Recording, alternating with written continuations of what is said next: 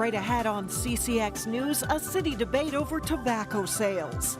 It's a debate that has businesses in Robbinsdale voicing concerns. Plus, an honor for a Golden Valley woman. Her role during World War II leads to a special surprise more than 70 years later. But first, an arson case at a New Hope playground. CCX News starts right now.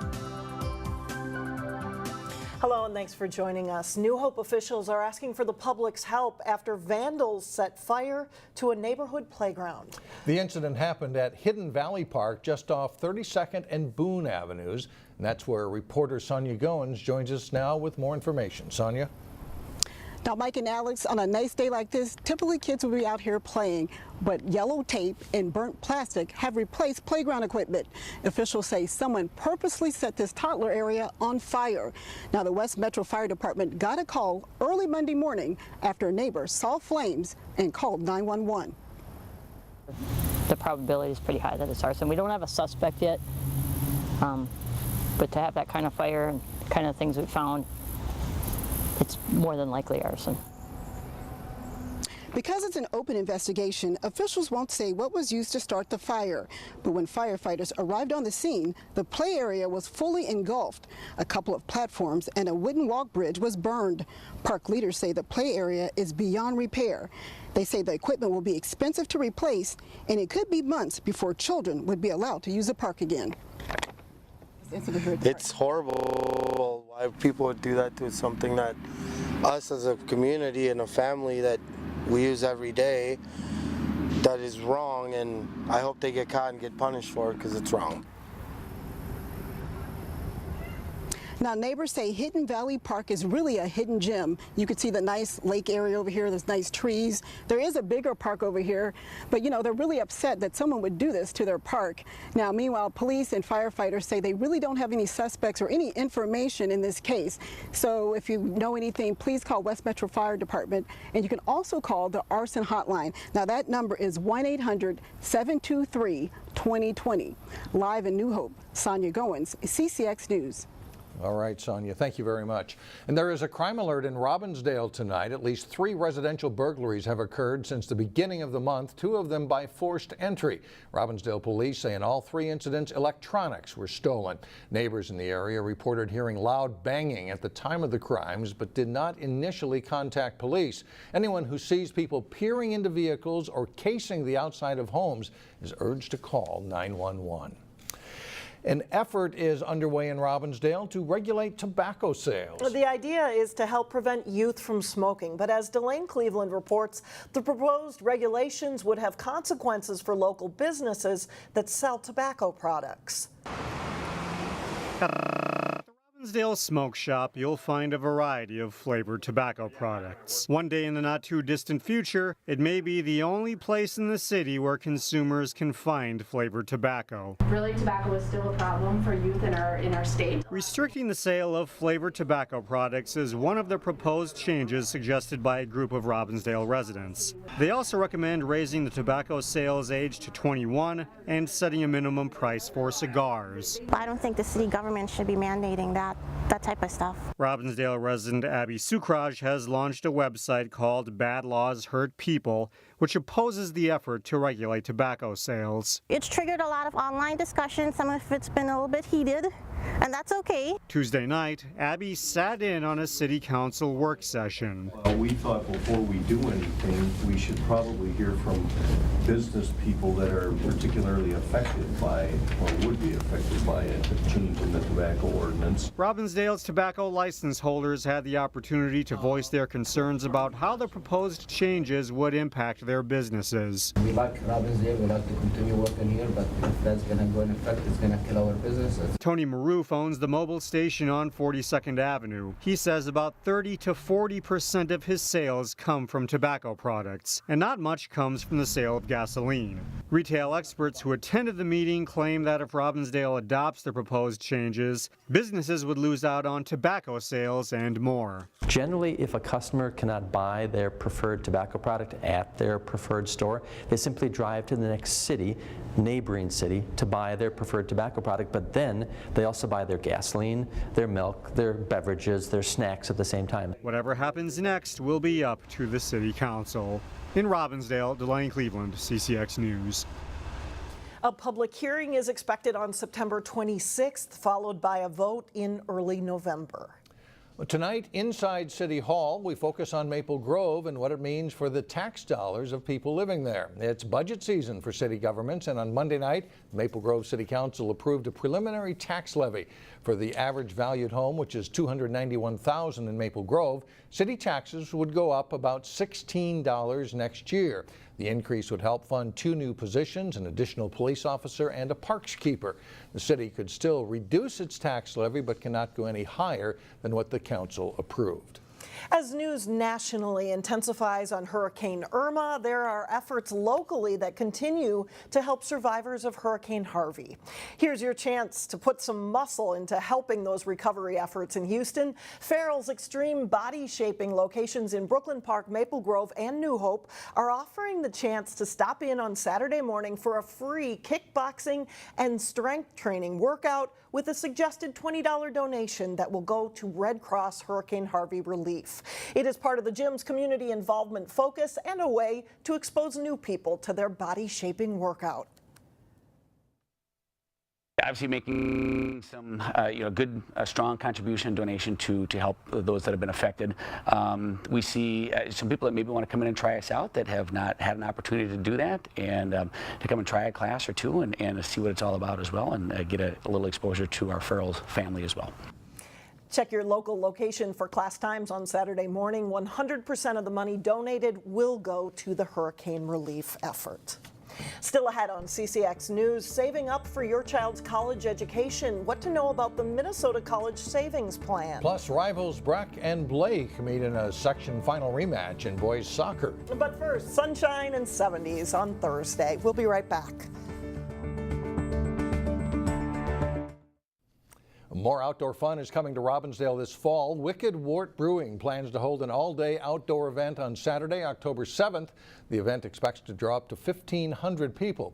Wort will have live music and food vendors on the site. The nearby Travail restaurant is also planning a similar outdoor event, holding its version of Oktoberfest on Saturday, September 23rd. Well, if you have a high school student at home, no doubt you're thinking about how to pay for college. Experts say it's never too early or too late to start saving money. Today in Money Savers, reporter Shannon Slatton explains how easy it is to save with the Minnesota College Savings Plan.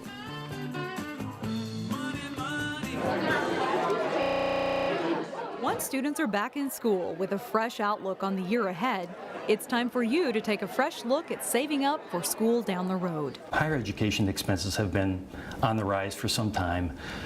College debt now is almost double what the nation's credit card debt is. Jim Mandler with the Minnesota College Savings Plan says there are benefits to signing your child up for the state's official 529 savings plan, no matter the age. Any kind of savings is good savings, but when you have young children, you have a longer investment time horizon to be able to have that money have the opportunity to grow. Here's what you need to know. You can sign up online through mnsaves.org.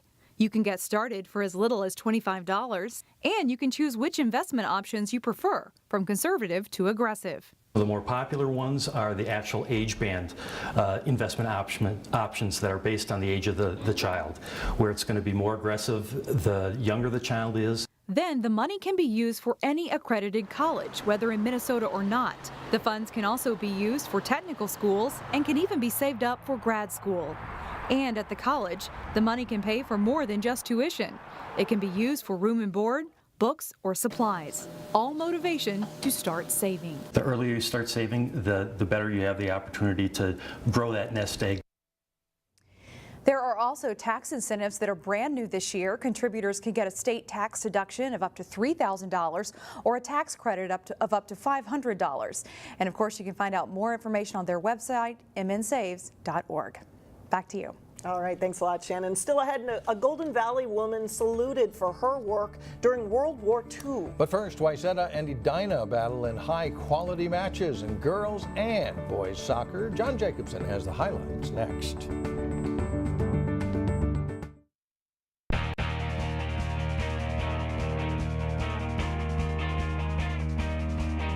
I'm John Jacobson with sports. Wayzata's volleyball team is not easing into its season. After opening up against second-ranked Lakeville North, the Trojans hosted a good Lakeville South team on Tuesday night. Wayzata looking for its first win of the season.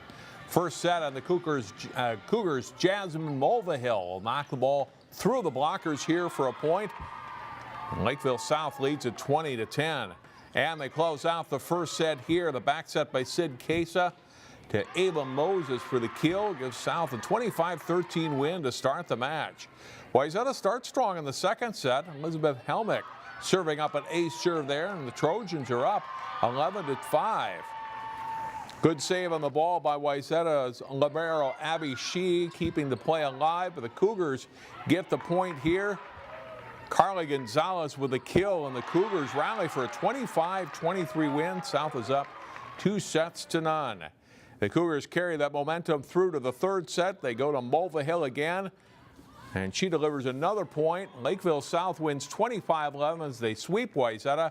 The Trojans are at the Southwest Minnesota Challenge in Marshall this weekend. Wayzata reached the state championship game in boys soccer for the 8th time in school history last fall. The Trojans lost to Stillwater, but they're ranked second early this season. They were on the road to face third-ranked Edina. In the first half of this one, Edina with the corner kick. It's headed back to the middle, and Matt Lindbergh's shot goes through. The Hornets take a 1-0 lead. But just about a minute later, Wayzata with the corner kick. And Ethan Wagner pops it over the keeper and in to level the score at 1. There's no scoring the rest of the way. 1-1 is the final. Teams will play again on September 23rd.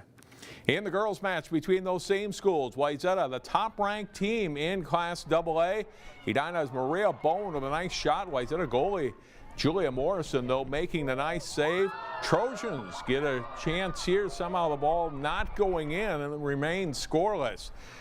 Game goes to overtime, and as the time expires, Lindsay Mason with a chance to win it for the Hornets, but somehow can't. And the game ends in a scoreless tie. Wayzata is now 3-0-1 on the season. In the Northwest Suburban Conference, Totino-Grace and Armstrong's girls teams are off to slow starts. They met up with each team looking for its first win of the season. Totino-Grace strikes first. Sarah Lewisell's crossing pass. Sabrina Jara, her shot rolls inside the goalpost. Eagles have a 1-0 lead. Jessica Cruz with the corner kick. It bounces around in front, and Carly Kershaw knocks it over the goal line. Armstrong ties it at 1. Late in the first half, Lexi Serene with the long free kick that's deflected by a defender right to Paulo DeMoro for the quick shot and goal. The Eagles take a 2-1 lead into the halftime break. Armstrong is unable to get the tying goal in the second half despite a few good chances like this one coming up as the Falcons remain winless on the season. The Eagles win it over Armstrong 2-1. Earlier in the boys game, 3-1 Armstrong facing 2-0 Totino-Grace. Grace gets an early free kick, and Bennett Scheib with a diving stop there to stop Luke Lindsay. Herbert Enderle's corner kick headed in by Matt Hagan. The Eagles grab a 1-0 lead in a dominant first half.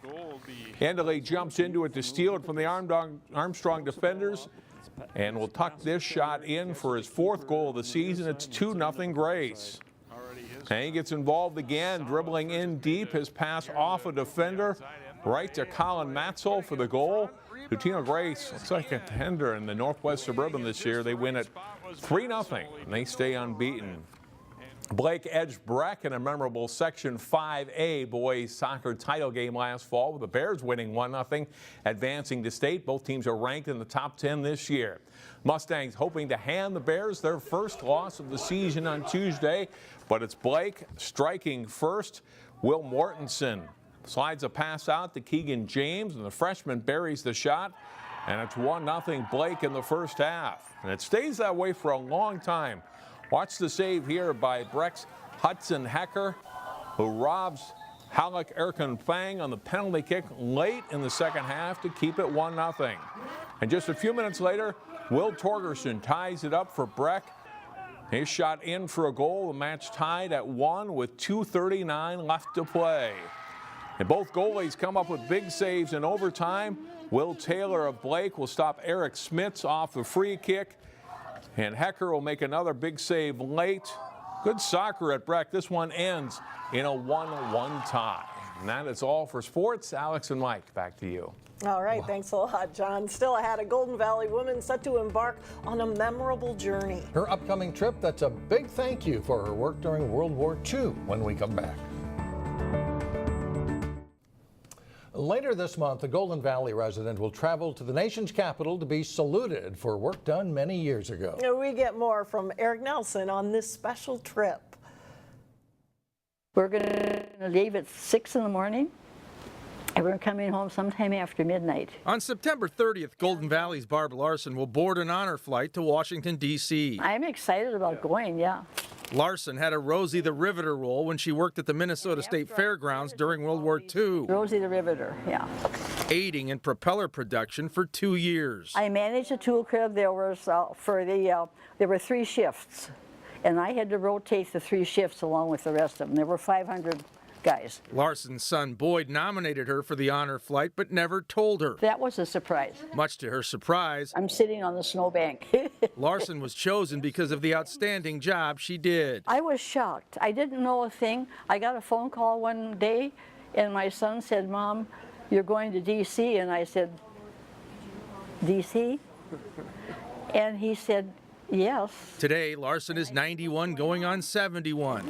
She has plenty of energy. This is a picture that was taken in 1921. And incredible recall about things that happened decades ago. When I was in the defense factory, I had to wear bibs and steel-toed shoes and a dish towel on my head. Take a glance at Larson's photos and scrapbooks, and you take a step back in time. So that's special. Larson cherishes those memories, especially in the prop factory. You met people you didn't even know, and they were friends. And here we are in Clarksville. Larson's husband, Bob, fought in World War II and had a few close calls. The Lord took care of him. But made it back to the States despite a serious truck accident. They hit a foxhole, and the truck rolled down, and the guy next to him was thrown out, and the truck rolled over him, and he was DOA on the minute. Larson is the first Twin Cities version of Rosie the Riveter to visit D.C. on an honor flight. It's all just a big surprise. It's clearly an honor that is well deserved. In Golden Valley, I'm Eric Nelson, CCX News.